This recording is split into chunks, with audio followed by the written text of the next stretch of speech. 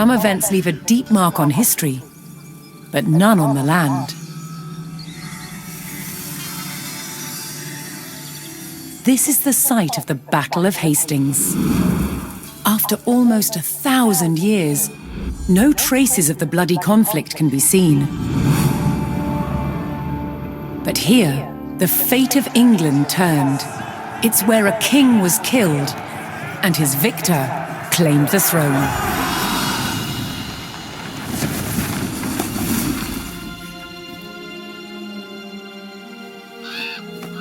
October 14th, 1066. We know what happened here on this day, thanks to this. The Bayeux Tapestry. A carefully preserved, illustrated record of events. It shows the main players. Harold, the newly crowned Anglo-Saxon King of England, and his challenger, William, Duke of Normandy. William claimed the previous king had promised him the crown. So, he assembled an army and prepared to sail to England to fight King Harold for the throne. But a storm thwarted his plans. Meanwhile, Harold discovered that a Viking invasion had landed in the north. Another threat to his crown, so he raced to fight them. In France, William waited for the right conditions to sail across the Channel to England.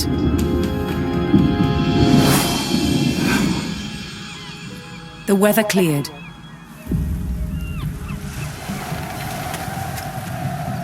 He seized his chance.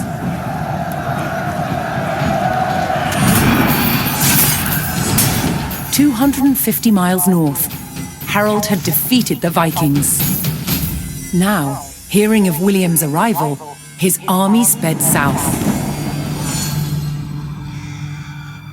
At 9 o'clock in the morning, on this hill, William's Norman army were ready to do battle with Harold's Anglo-Saxon men.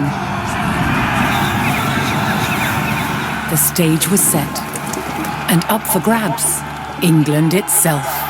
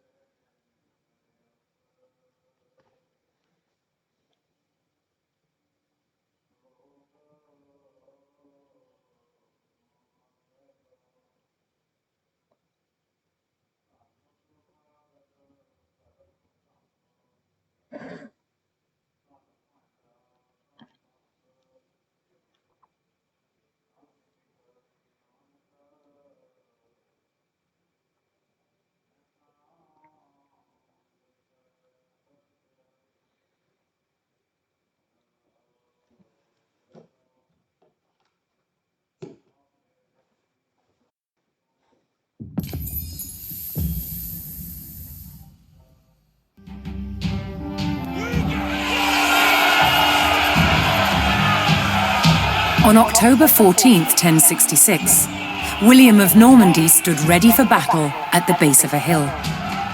The high ground belonged to King Harold of England and his Anglo-Saxon army. Here, on this hilltop, the fate of England would be decided.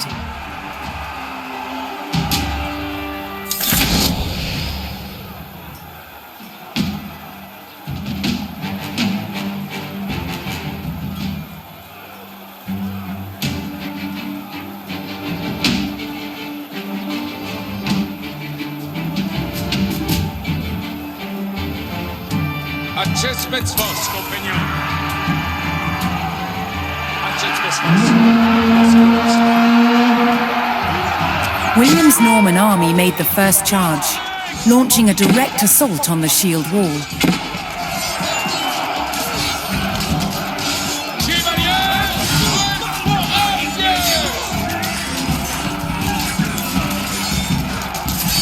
Though William's army fought fiercely against the shield wall, it would not yield. As one man fell, another took his place. Overlapping shields in tight formation made for a near impenetrable barrier. Realizing his army could not break the shield wall, William called for a retreat.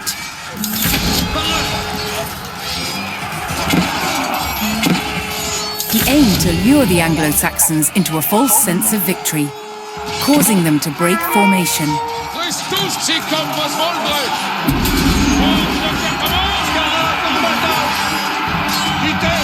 William's feigned retreat was working. The Anglo-Saxon army broke their shield wall formation, leaving gaps for William to make a move.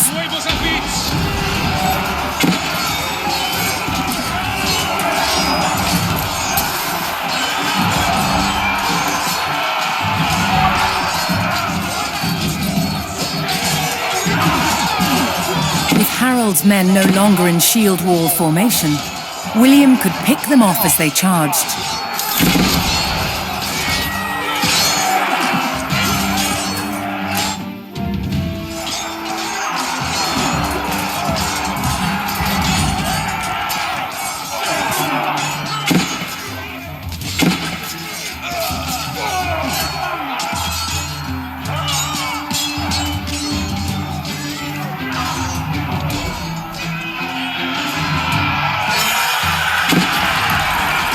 The Anglo-Saxons had deployed rows of spearmen to push back the invaders. But William had an answer. His sharp-eyed archers.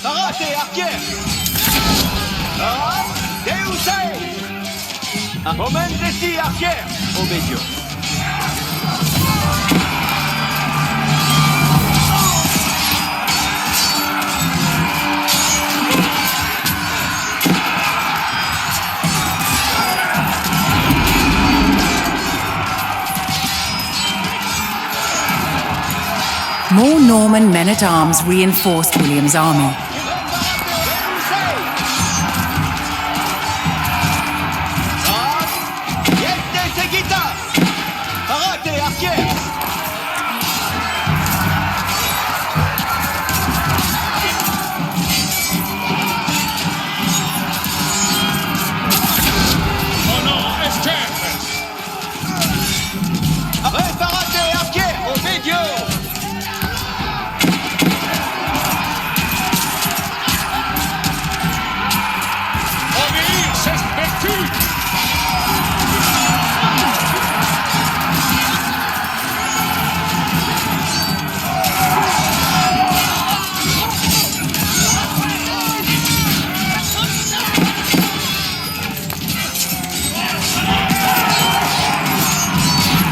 Anglo-Saxon archers joined the fray, and the Normans' deadly cavalry ready to charge.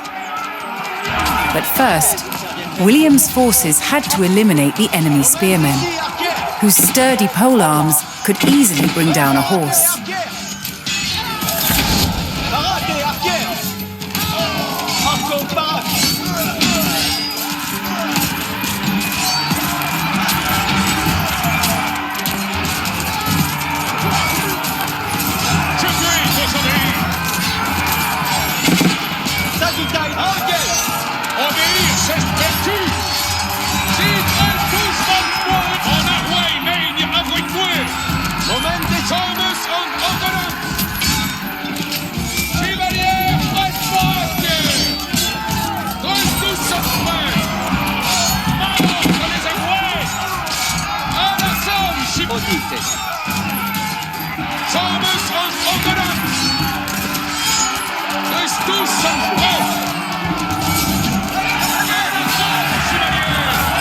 With the threat of spearmen cleared from the field, William's cavalry was free to charge at the Anglo-Saxon archers.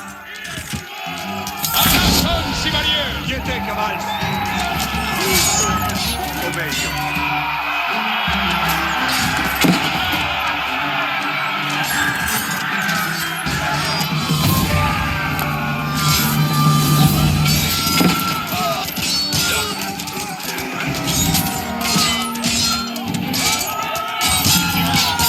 The Anglo-Saxon army was in disarray. Their shield wall had been neutralized and their numbers were dwindling. Now the only thing standing between William and victory was King Harold himself.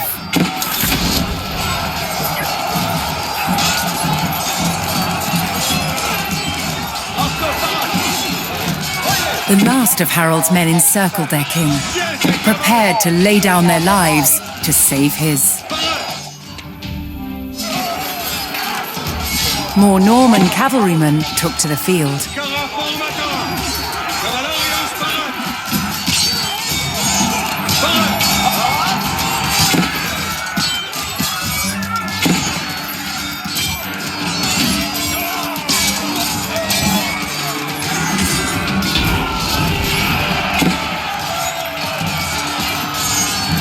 The Anglo-Saxon King Harold had fallen. In the confusion, some loyal soldiers fought to the death, while others scattered in panic.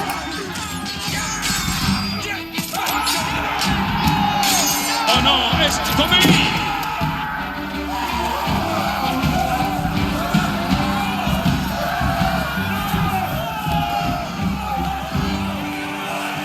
Leaderless and defeated, the last of the Anglo-Saxon army fled for their lives.